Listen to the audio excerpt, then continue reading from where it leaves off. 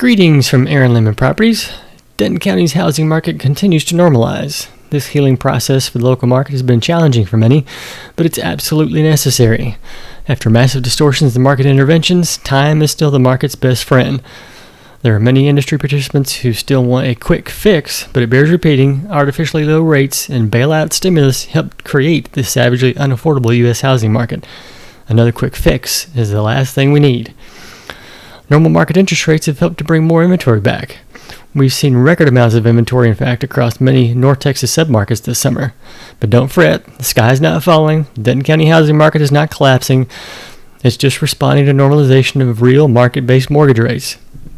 Home sales actually rose in July. Yeah, you heard that right. Denton County home sales perked up a bit in July. Closed sales rose roughly 3% compared to the same time a year ago. Plentiful inventory and softening home prices pushed sales activity higher.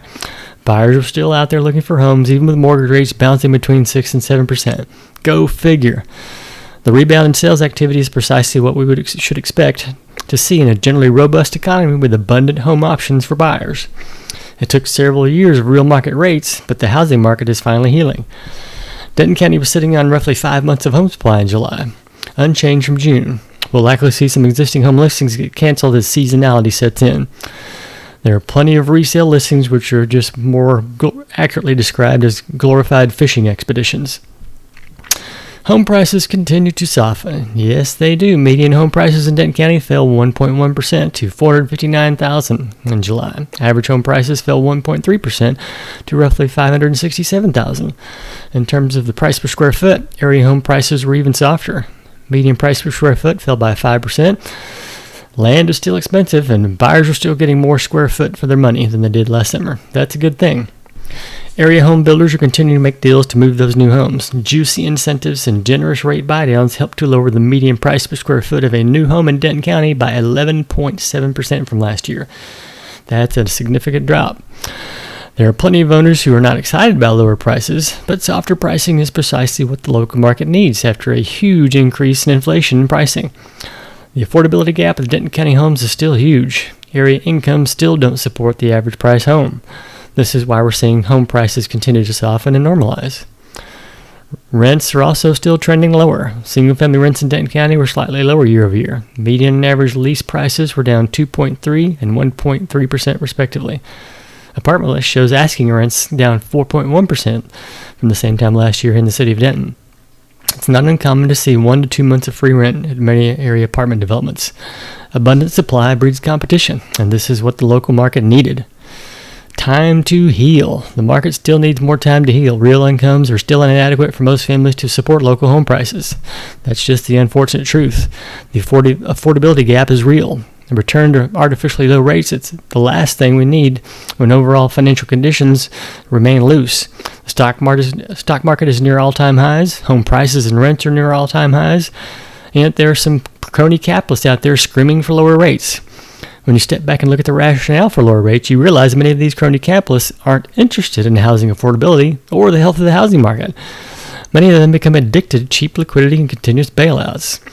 Those interventions came with consequences. When home prices and housing become disconnected from incomes, you get more wealth inequality and more housing inequality. It's that simple. Inflation rises again. Inflation offered up another nasty surprise in July. Go figure. Core wholesale inflation rose at the fastest pace in nearly 3 years for the month of July. The Consumer Price Index has also been on the rise for several months. Corporate greedflation is a real thing, and those big, beautiful tariffs are filtering their way into the prices for goods and services. It's just taking a little bit of time for us to see it. Core CPI is at a 3.1% annual rate, while core producer prices are rising at a 3.7% annual rate. It would be beyond foolish for the Fed Reserve to lower the Fed funds rate, but that's exactly what Trump and his pet at the Federal Housing Finance Agency want. FHFA Director William Pulte Jr. has been barking for months, begging the Fed to lower rates or for Jerome Powell to resign. It's beyond absurd to see someone heading the FHFA acting with such petty self-interest when the hard data does not support their argument. But this is the current environment we are in. The casino is open for business, and it looks like they want to release those GSEs from conservatorship. If you were in the market to buy or sell a home, beware of those marry the house and date the rate pitches. There are plenty of real estate industry participants who would like you to believe that low rates are just around the corner. The bond market isn't buying their BS. You shouldn't either. The healing process can be uncomfortable, but we're finally getting back to a more normalized housing market. That is a good thing. More time and real market rates should continue to put the local housing market on a path toward improved affordability and stability. That's assuming those in charge actually let the market function. That remains to be seen. Be safe out there.